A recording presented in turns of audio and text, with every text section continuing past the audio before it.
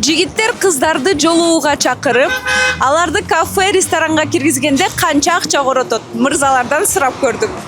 2000-3000 кетет. 2000-3000 жетеби? Ооба. Обычно каяктарга алып барасыз?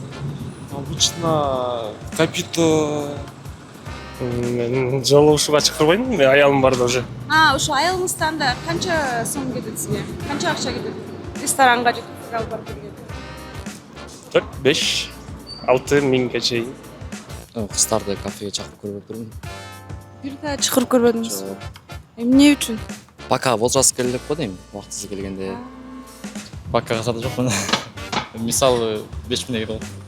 Где-то 3000, может, 2-3 000. Кыз жигит кафе же ресторанга барса, эсепти ар бири өзү төлөш керекпи же жигит төлөш керек? Ким чакырса ошол төлөш керек.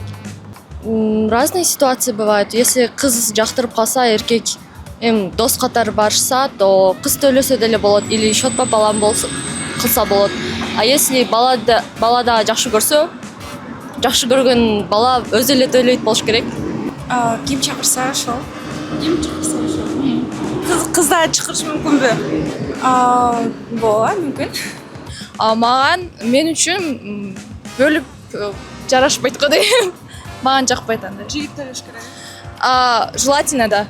Бирок акчасы жок болсо, биз сүйлөшүп жүрсөк, мен аны билсем, мен, конечно, төлөй алам.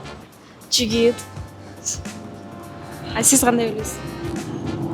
Наверное, тоже. Но это от ситуации зависит.